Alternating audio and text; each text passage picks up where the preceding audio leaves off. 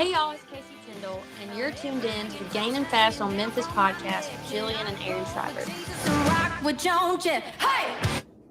Welcome to the Gainin Fast on Memphis podcast with Aaron Schreiber, brought to you by Arlo Revolution. Each week, Aaron connects melodies and memories with fans and artists from all genres of life. When all else in life is gone, only music will be left to leave the legacy of life's adventures. Please welcome your host for the Gainin Fast on Memphis podcast, Aaron Schreiber. Hey, man, it's a nice Tuesday night.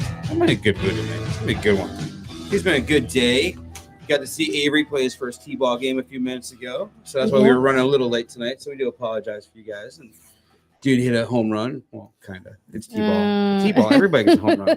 First hit, you run. He got to run all the bases. Yeah, dude, it's a home run. We'll give him that. It was pretty good. He kept his hat on. This is the first year he paid the most attention. You noticed too. True. He's getting better. So we're gonna check our volumes, make sure we sound good before we start rolling the audio for tonight. Make sure everything's tuned in. If you are listening in the chat right now, give us a thumbs up. Let us know where you're listening from. Let us know how it sounds on your end.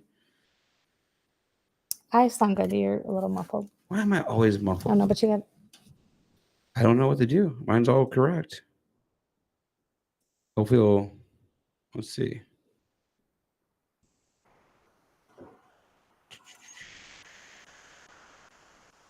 Does this sound any better now? Let's see if this works a little better. Or turn me up on the board and see if that works. Or am I still real muffled? What? It's better. Okay. You give me a look. Yeah, there's like a 10-second delay. You gotta like wait for it to hit my ear. All right. All right, we're good. You ready? Yeah, let's go. Hello and welcome everyone to season 6 of the Gaining Fast on Memphis podcast, a place where we connect melodies and memories. I'm your host, Aaron Schreiber. And I'm your co-host, Jillian Schreiber. Our mission tonight is to provide a platform for motivated singer-songwriters, passionate fans, or someone who's making a difference in and around the music community. We hope everyone listening leaves inspired with a positive outlook on life and begins connecting their own melodies or memories to melodies. Tonight we are presented by our good friends at Arlo Revolution, cinematic wedding films, music videos, and promos. Find them at arlorevolution.com. One Tree Planted. For every $1,000 of the show, we plant a tree with One Tree Planted. Download the show on your favorite podcast app today. And then Pod Decks. Pod Decks are the hottest tool to get your next great interview, unique interview questions in the palm of your hand. We will be seeing them play a factor in the show later on. And then our on-screen sponsors tonight are on Hirewire by Joel, original and custom artwork inspired by your life moments, treasured photos, and memories. And Shed Services. At Shed Services, we offer a full range of maintenance services depending on your needs. Find them at shedservices.com. Looking for ways to support or sponsor Gaining Fast on Memphis, and please head over to our Patreon page. Tiers start at just $1. And when you sign up for a full year, you do get, I think it's like a 20% discount, which is pretty nice. Patreon is something you can't do at the time. The next best way to support the show is to like, share, review, and subscribe anywhere you can find the show. Remember, join us live every Monday night. This week is a Tuesday, but every Monday night on Facebook and YouTube, where you can interact with the show, ask questions, and join in on the live chat with your favorite guests. Visit our favorite. Everything runs together by the end of this read. Visit our website, gainingfastonmemphis.com, for concert reviews, photos, playlist links, and more. We thank all of our sponsors for continued support and growth of the show. Tonight, I am excited, guys. This one's been a long time coming. And the dude's a huge Eric Church fan, so he's going to fit right in with the show and with the crowd. And I love that. But, guys, tonight we welcome in Matt Roy for episode 130. Matt grew up 60 miles south from 60 miles from his hero Springsteen, and someone he is heavily influenced by. This has taken him to be one of Nashville's elite singer-songwriters with cuts from Chris Janson, Kane Brown, Chris Young, and as of today, Ashley Cook, going to radio, and more. We are honored to discuss the memories and melodies that make up his journey. We're going to welcome Matt on in. Hello? Oh, we didn't even get a countdown. You just came right in. I love that. What's up, buddy? Hey.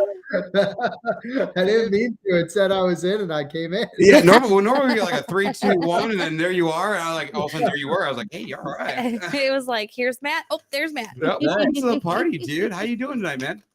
I'm good. How about yourself? Hanging in there, dude. We're excited to have you on. Like I said, I've been looking forward to this one. I've been watching you for some time now, and a lot of your writing. And I love all you've done, man. All you put out, including, like I said, today with Ashley Cook. Huge congrats to you on that, man. Thank you. That song's going to be huge for her and for you. It's a great song. I hope so. Yeah, I'm pumped up. So today's a good day for me, and I'm glad to be here. Thanks for having me, man. So we like to start the show off the same every week and throw it all the way back 60 miles from where the boss grew up, New Jersey, where you're growing up. at the time. Tell me what your parents are listening to, what you're being. I mean, other than Springsteen, what's going on in the house when you're young, man? When your first music memory, and we like to take that into your first concert memory. Tell us a little bit, maybe a little story about your first concert. Sure. Yeah. Aside from Springsteen, who my dad was a huge fan of, it's that kind of genre of music. So Tom Petty, Bob Seger, the Eagles, Don Henley, guys like that were really sort of I would say, the foundation of my musical come up. My mom was a big U2 fan, so I really liked U2, but it was mainly classic rock was really sort of what I grew up in. And then we kind of dipped a little bit into some Willie Nelson, some James Taylor, kind of more acoustic leading stuff that gets you a little closer to country music. Yeah. Obviously, Willie was right there. But yeah, that was kind of what I grew up listening to. And then my first concert was Bruce Springsteen at Giant Stadium, which was awesome. How old were you, man? I was young. I was probably 7 or 8. Yeah, that's perfect, dude. That's awesome. Not too young. Yeah.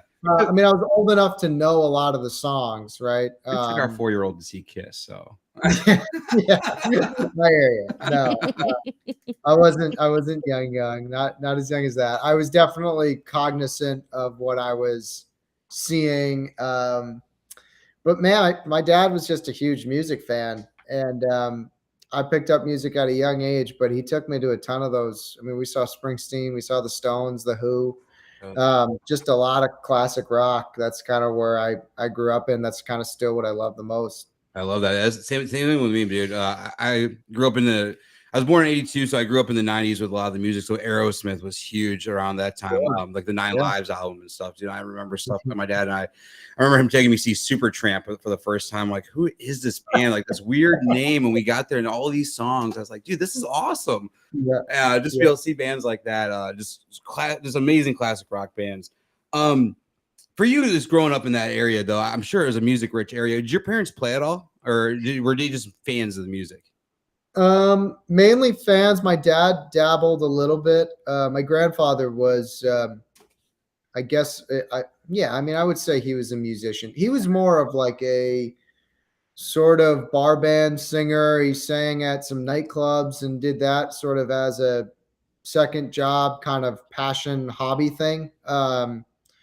And my uncle picked up guitar, and my dad, there was just a lot of music going on. So they would have house parties, and for so-and-so's 40th birthday party, they would all go up there and kind of have a half family band, half not family band, and all kind of get up and sing one.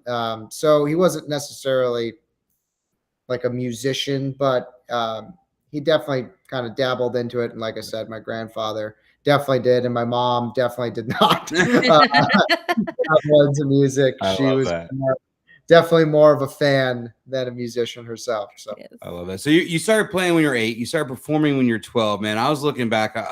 I'm not even showing them. We show old pictures normally on here. I was looking at some old pictures of you performing at a younger age. Man, you started performing young. Like, what is it? Like middle school, high school, early high school, or? Yeah, no, probably a little just before that, right? Like in probably early middle school, if not a touch before that. I had this, those things called the school rock, like after the movie. Now they're very corporate. When I joined it, they were not corporate like at all. They were very like fly by the seat of your pants type of operations. But it was awesome. I joined one of those when I was younger. I can't remember the exact year, but we had kind of like I would say probably like a 12 and under crew, and I was maybe 11 right there or whatever. And we would go open for the big band of the kids who were 16, 17, 18 years old.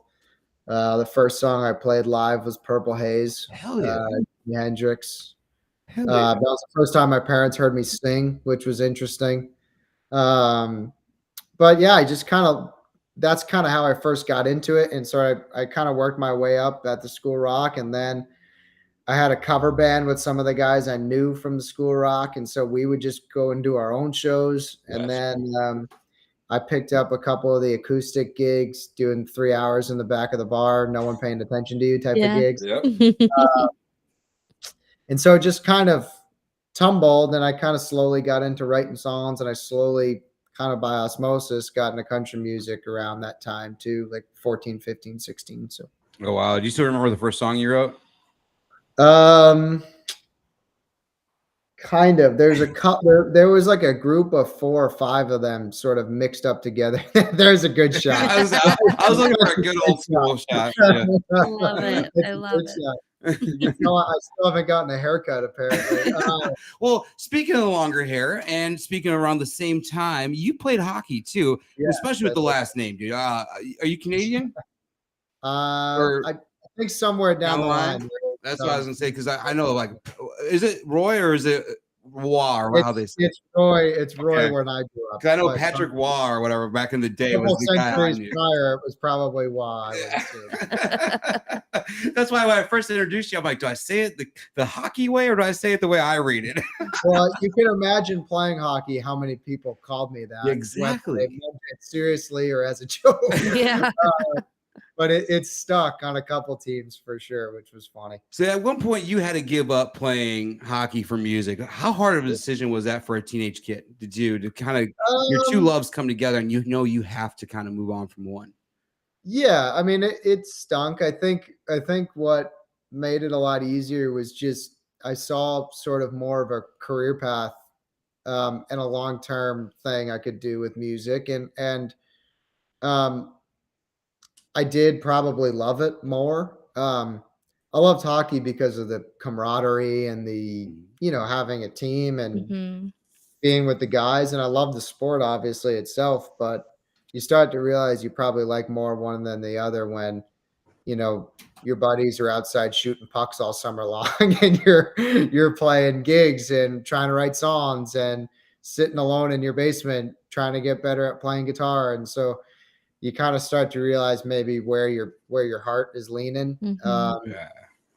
And kind of by the time I was 16 and 17, I was taking trips down to Nashville and had some weird connections and some weird ins into the city. So I kind of felt like this actually might be a legitimate path. And I'm too pretty. I like my teeth, so I didn't want to. Right.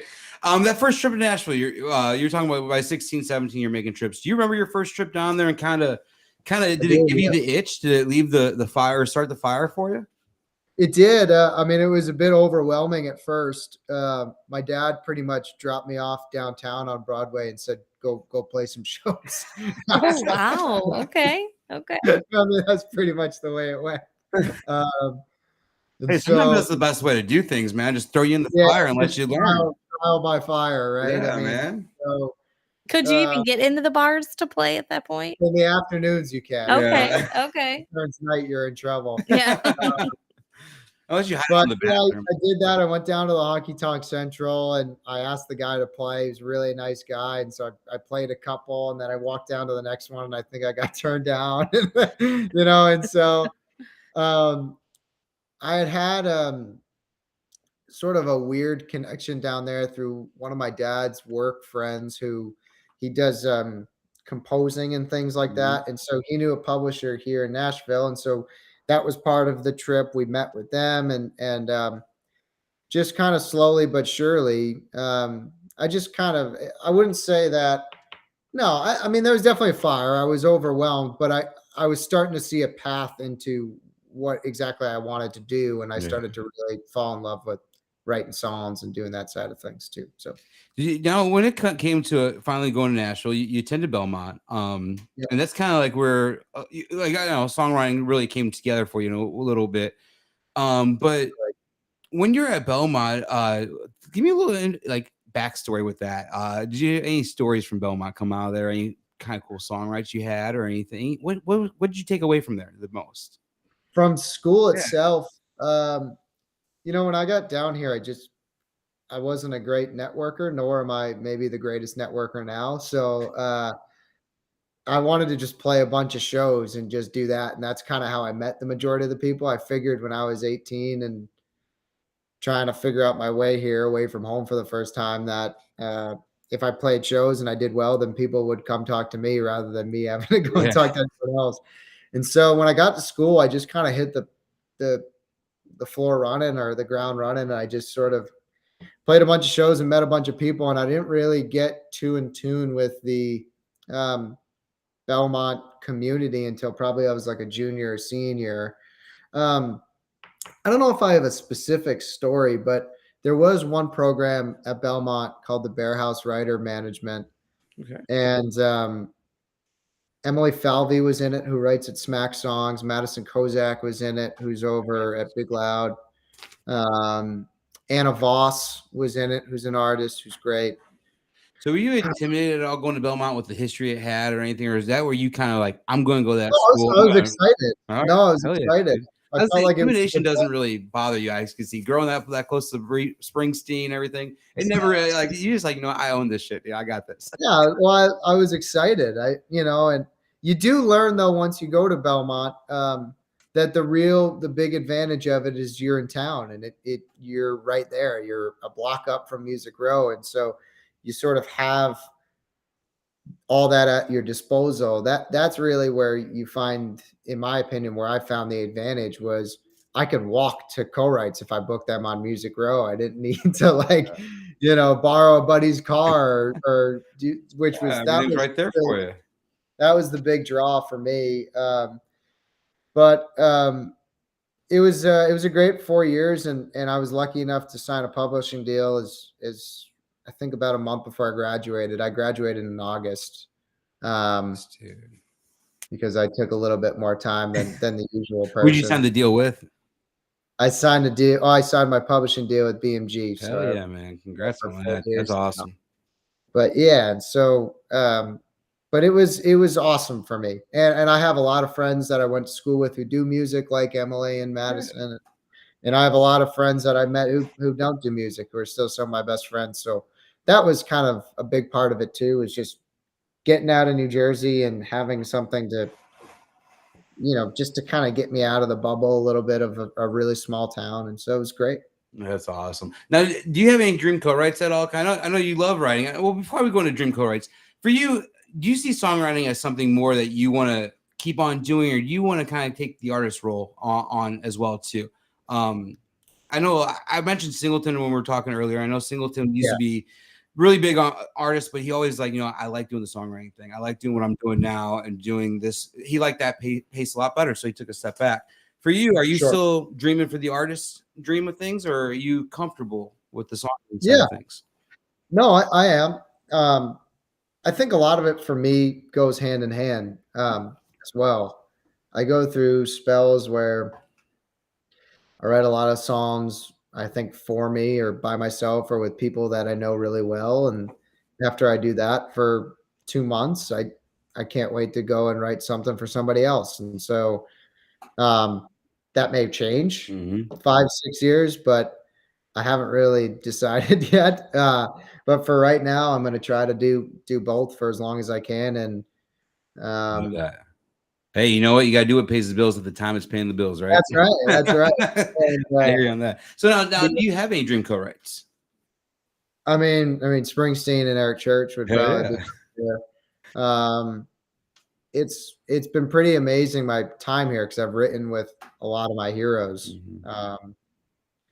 which has been very special for me. I mean, Beathard and Craig Wiseman and Monty Criswell and Tony Lane, guys like that who I just wanted to be, and wanted to write songs like. So it would have to be, outside of just the songwriters, it'd have to be some of my favorite artists. So I'd say Springsteen and Church. Oh yeah, man, that's cool as hell.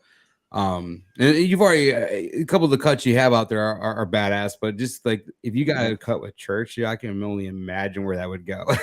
It's probably a lot like this Chris Janson one that's out right now, which is crazy, dude. It would just be total dream come true. And there's been I'm hoping to have a couple opportunities here that kind of like that, but I mean, not specifically that, but you're in good circles and good hands. Because little possibilities like that, and it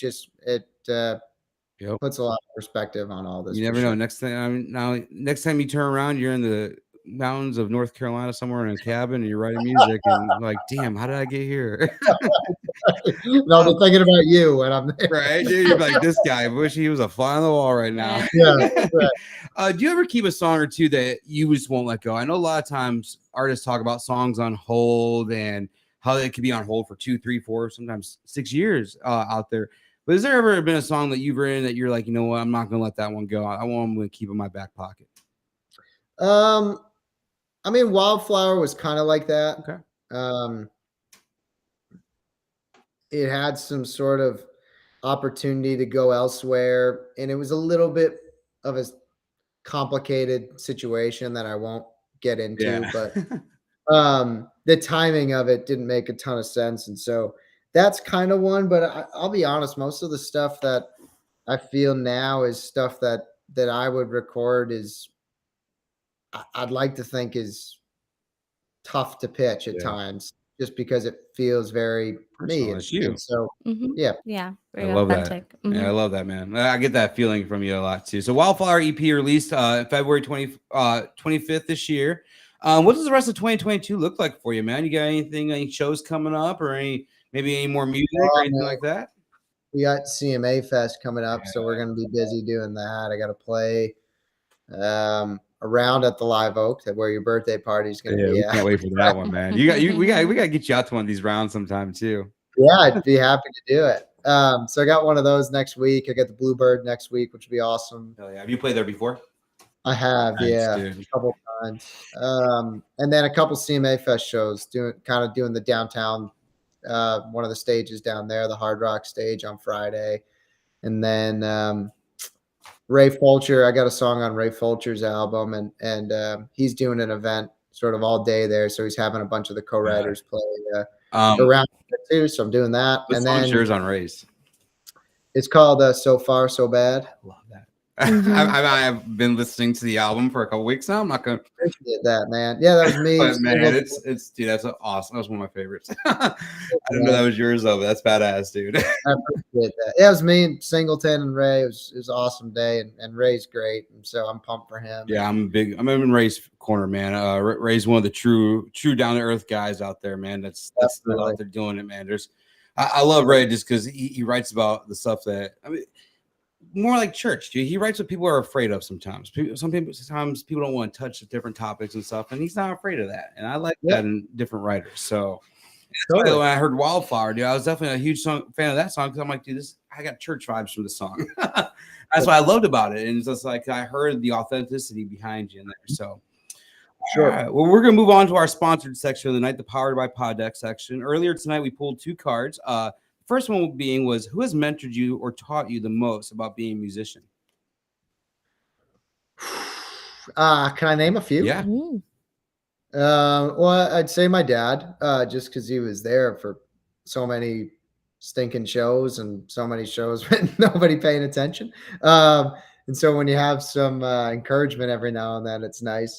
And then I had a mentor when I was younger named Roger, who he was just always teaching us kids, and just we used to go down to his basement that was tiny, and it was so hot down there, but he had like a studio built into it. And we used to go down there, and he used to run through songs and just scold us when we got shit wrong.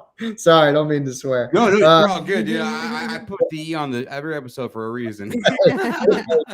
you know us boys. Yeah. But he was just such a big help in learning how to be in a band, sort of learning the chemistry that comes with that, and the attention to detail, and how hard you really have to work to get songs down. So I would say those 2. I love that, man. I love that. Sorry if anybody saw my shocked face during this thing. Normally, I'm only allowed to put 4 things on a screen at once, and right now I have 6 things on a screen. I was like, dude, this is a game changer. I wrote it down on the paper and showed it to her. I'm like, dude, look at this. And I don't know, my face is like, what in God's green does 5 mean? Yeah, I know. Did you see my face? Yeah, I knew you weren't. But I saw this. I'm like, damn, I can have all these screens. I can show pictures and the logo. I'm loving this. Okay. So our second card we pulled, you have been playing shows since you were a teen. What's the most disastrous show you've ever played, if you can remember? Like, there probably was this one show you're like, man, I want to forget that one. Yeah, well, there's a couple ones with some fights. Are always ugly.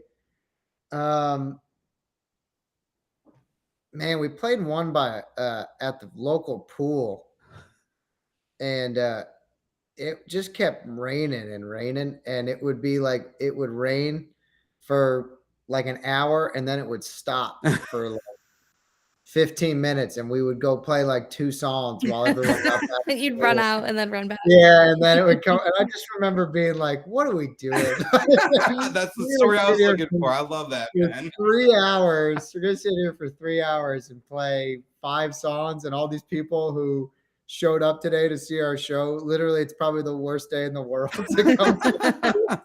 I just remember being so embarrassed. Like I would never have gone to the pool today. So yeah, that one's up there. But there's a lot of weather ones. Like there's a lot of like rain and thunderstorms and snow ones where you're loading the gear through the snow and you're like, what? Yeah, so we live between Chicago and Milwaukee. We know snow and that. So you get that, yeah. So our next section is Melodies and Memories. So what we're gonna do is we're gonna play about 5 or 6 seconds of a song. The first memory you have with that song, just spit it out. There might be one song where you don't have a memory with. We'll see that. We're gonna play that one first. Go ahead.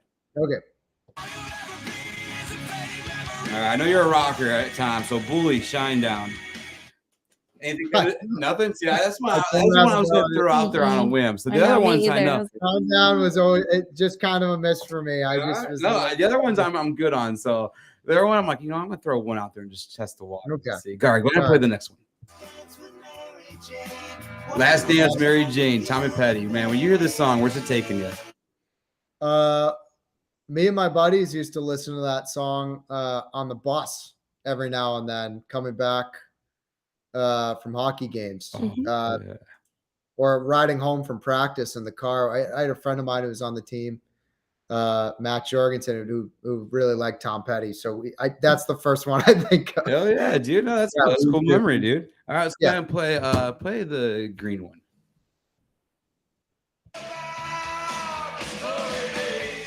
Yeah. So I had to throw some Springsteen in there, but I wanted to throw Glory Days. So when you hear Glory Days, where's it taking you? I just remember being young, like 7, 8 years old, wondering what the hell this is. And there's a couple lines in there. I played baseball. I love baseball is one of my favorite sports outside of hockey. So that first verse, when he says he could throw that speedball by, I remember asking my dad, like, why is he saying speedball and not fastball? But always love that. I love the big woo at the end. Just there's so much to that song that I just love. But just being a kid is how I think of it. Just talking to my dad. Oh, man. I love that. All right, go ahead and play the last one. I see the preacher's eyes. Church. Yeah. So when you hear this song, where's it taking you, man? This was when I was getting into country music, I had a friend of mine whose family was big Kenny Chesney fans. And so like I heard the Poets and Pirates album and Better as a Memory, which is a Scooter song. I know we talked about Scooter briefly earlier, but I just thought he was great. And then we got the Highway in our hometown, and we never had a country station, but we got the Highway. And I heard Carolina by our church on the Highway, and I thought this was great. And I just went and dug through his records, and I heard Lightning, and I remember thinking to myself, like, I finally get it. Yep. Like that was kind of the moment where I said, like, I like country music, and there's things that remind me of music that I grew up in, but this is really storytelling. This is really what drives me, and this is the kind of stuff that it reminded me of Ghost of Tom Joad by Bruce Springsteen. It reminded me of it just reminded me of all my guys, all my heroes. Yeah. And I finally sort of felt a little bit more at home with country music when I first heard that record, and specifically that song. So I love that, man. And I've been telling people a lot on the show. I feel like country music is such a wide genre. The Eagles could have been the country back in the 70s. I mean, because 100%. that was around. There's an interview Eric Church did where he talks about Bruce Springsteen. He says if Bruce Springsteen came out now, he'd be country music. Yeah, exactly, dude. The Eagles definitely would be. I mean, they had a banjo. Yeah. Like we all had a rolling banjo. Well, look how well Vince Gill fit in the band just recently, too. So Yeah, I totally agree with you. Yeah. But he was one of those artists. Him and Kip Moore danced around there too, and a little bit of the early Dierks Bentley stuff. Yep. Where I was like, oh yeah, these guys sound a lot more like the people that I grew up with, Mhm. Yeah, I and agree. sort of what rock and roll was at the time. So I agree, Dan. And there's a few of those guys that are still out there doing those things. So I love it. totally, All right, totally. next one we're gonna do the hot seat. So there's gonna be 10 questions. They're really quick. The first thing that comes to mind to spit it out. We're gonna put a little bit of a sound bed behind it. First vinyl you ever purchased? Oh, first vinyl I ever purchased. Actually bought. Yep. I bought my dad a Ray LaMontagne record. Ooh, The one that has Jolene on it. yeah. My dad's family had huge crates of records that they bought at a yard sale. So I didn't buy a record. Yeah. Oh, nice. I love that. Cool. If you had endless supply of something, what would it be?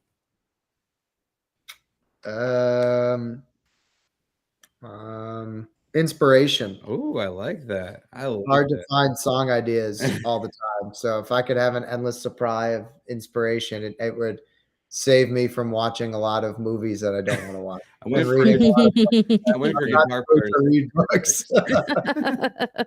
No, I've been waiting for guitar picks to come out with a guitar player one time. I want endless supply of guitar. That's a really good one. Guitar picks and capos would be awesome.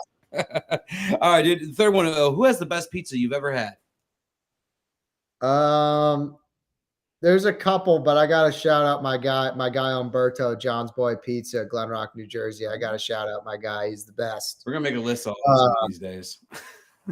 What's up? We're gonna make a list because we ask everybody every week. Yeah, I mean, there's a bunch I like John's on Bleecker in New York is awesome, but I gotta go to my boy Umberto, John's Boy Pizza in Glen Rock, New Jersey. I love that, man. All right, the strangest thing you've ever seen in the middle of the road. In the middle of the road. It's always a good one. That's a tough one. Yeah. That's a I tough think one. mine was a possum. I hit a possum. Yeah, you know what? Weird. I was just thinking, I remember the first time I saw a possum. It was like, I think way older than what I should have been. Because now I see them fairly often. Yeah. Like, not like that often, but you see one, you're like, oh, that's a possum. It makes sense. It's nice, whatever. I saw one for the first time, like driving home, like on the street that connected to my street in New Jersey when I was like 17. And I had no idea what it was. Like, so embarrassing. Like, I was so creeped out. So I'll go possum too. I love that. All right. Would you rather celebrate Christmas or Halloween all year long? I'll say Christmas just because I get to see my family on Christmas. Oh, yeah, dude. I like that answer. That's a good answer. What's one thing people buy that you feel is a waste of money?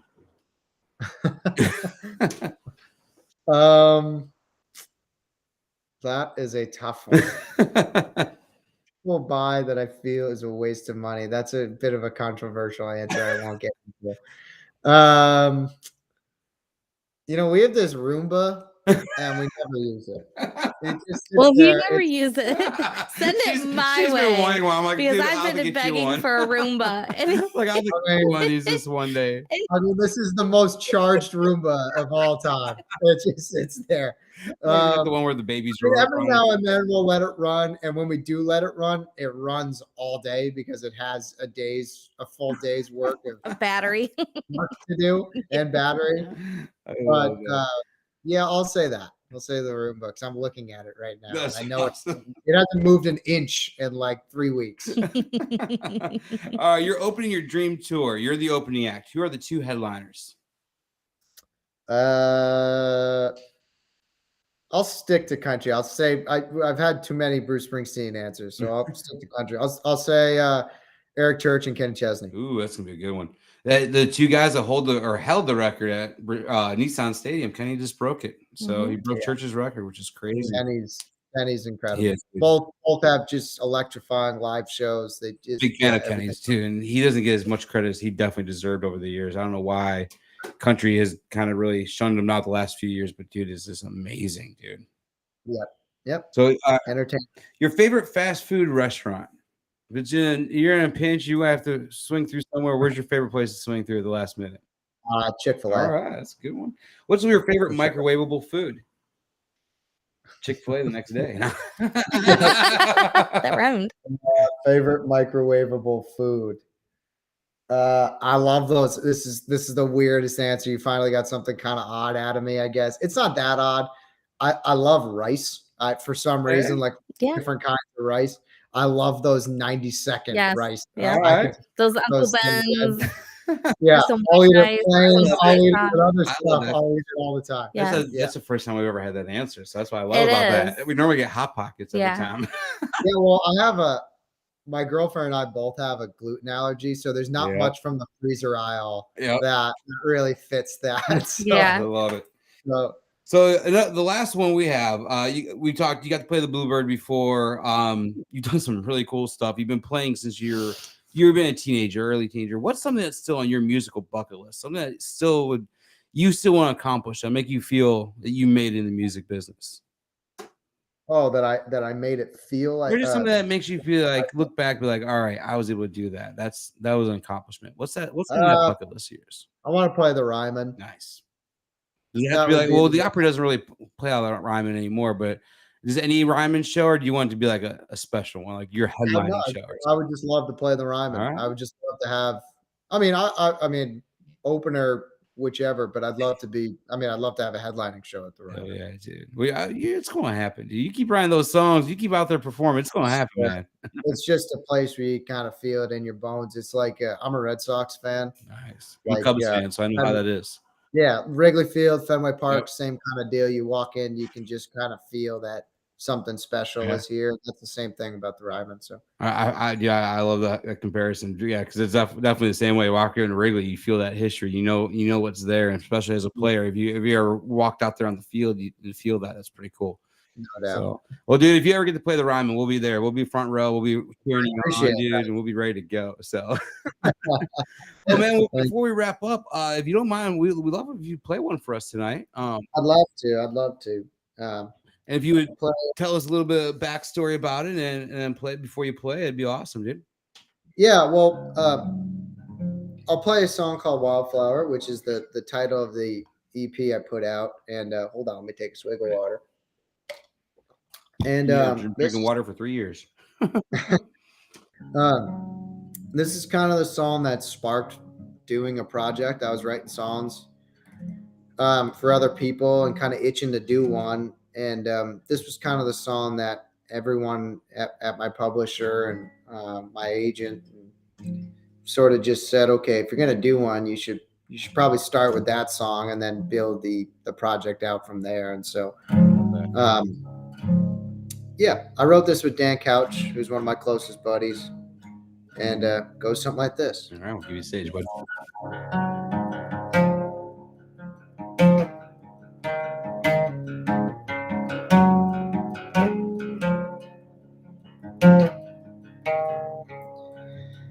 Whiskey is my drink, Mary Jane is my healer, the radio's my church, Springsteen is my preacher, my teacher is the Bible and the drawer. And heaven knows that I should listen more. The stars are my guide, the wind is my compass, this guitar is my voice, this beat up rusty truck is my rocket ship to the outskirts of town. And you're my wildflower, 'cause you're the one in a million standing tall among the weeds. You found a way to rise through the cracks in that concrete. You're the hope and you're the color in a field of broken dreams.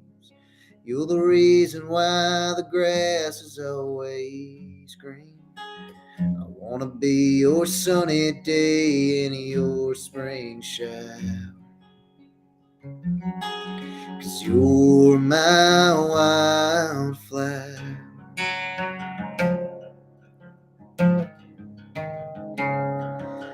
Your kiss is my addiction. Your touch is my desire. And I love the way you set my heart in our bedroom on fire, dancing like a flame in the midnight hour. Honey, you're my wildflower. 'Cause you're the one in a million standing tall among the weeds. You find a way to rise up through the cracks in that concrete. You're the hope and you're the color in a field of broken dreams. You're the reason why the grass is always green. I wanna be your sunny day and your spring shower. 'Cause you're my wildflower.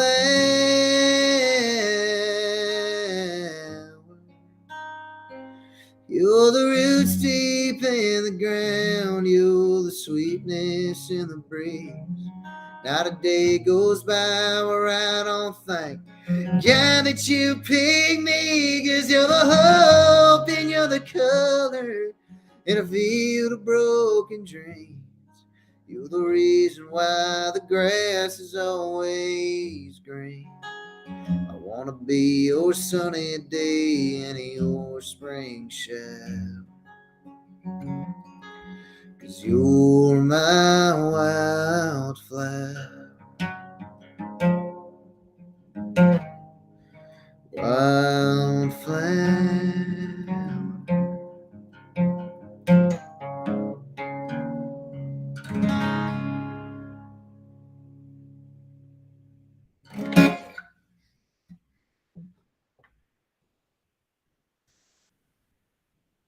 I can't hear you, unfortunately. Is it something on my end? Can you hear me now? I can now. I might have unmuted the wrong. I might have unmuted the wrong I was side. like, I got the soundboard and I am good. Yeah, I that was know. not That's me. why I looked over. I'm like, oh, you're all good. I mean, it's on my end. No, that was incredible. Oh, my Thank you so God. much. I've been listening to that for a couple weeks. I couldn't wait to hear that one live tonight. I was like, Appreciate oh, that. Yeah. goosebumps, man. I'm not even gonna lie. Goosebumps. Mhm. This is. Appreciate that. I'm glad you held on to that. I'm glad you recorded that one because I always talk to people, a lot of people like Christopherson, all the old timers and stuff they're doing. I love that they still recorded their own music too, Totally. because you guys could deliver it the best. Mm-hmm. So Yeah, well, I appreciate that. Well, I'm looking forward to recording some more here in a little while. We'll see. man. Well, dude, I really appreciate you pushing it back for a little bit for us tonight. It was our son's first T-ball game tonight, so thank we you. appreciate you. I heard he hit a home run. Yeah, dude, he did good, dude. Star of the team. Yeah. No, we really do appreciate you doing that for us, so we were able to take care of that. Totally. But dude, No problem. thank you so much for tonight. You take care, and we'll be in your corner rooting for you. We're gonna be at the Ryman, and anytime you put any other music out, we're gonna be there pushing it for you too. I appreciate that very much. And next time you guys are in Nashville, let me know. Oh yeah, dude, we'll give you a holler, dude. Thank All you right. so much Have for an having me. amazing night, dude. Take You care. too. All right, bye. Appreciate it, guys. Bye-bye. I love that guy. Yeah, He's great show. awesome. He's so I sweed. had so much fun talking with him. Like, Mhm. I've been looking forward to talking with him because I've watched some other interviews or listened to some other podcasts, and just I loved his story. I loved the connection. I get church vibes from him too. That's why I love those guys that give me those old school church vibes, like the Mhm. 2006, 2007 church, kind of coming up, gritting his teeth, and writing these songs are just amazing. Oh yeah, for sure. So, love that. It was a great show. Still have a little bit of goosebumps from that song too. That was, Mhm. dude. Guys, go download it right Yeah, now. he delivers it amazing. Wildflower, Matt Roy. Go download it, the album, the single, whatever you gotta do. Give this guy some love. Put it out there. So, Mhm. well, another show has come to a close, and here we are again. But yeah. So I don't know if you guys are friends with me on Facebook at all. If you aren't, make sure you send that that invite over. I'm almost close to 5,000. I want to make sure you guys get on there before that happens. But I made an announcement that I finally stepped away from my 9 to 5, my daytime job, to kind of do this full time, to do this and photography and everything else, kind of chase what I want to do. So if you guys are out there and you guys have supported me at all the last couple of years, thank you for that so much. I appreciate that from the bottom of my heart. And just want to thank you guys for that, because the next couple of years is going to be interesting. So I appreciate you guys along for this ride. We're going to see where it goes from here, and I'm going to keep grinding like I normally do. So we're going to have fun doing it. But join us next week. We're going to have another awesome show. We were going to be off next week, but we ended up sliding one in. So it's going to be a fun one. So we'll see you guys next Monday night, and we cannot wait for that. Have a wonderful week.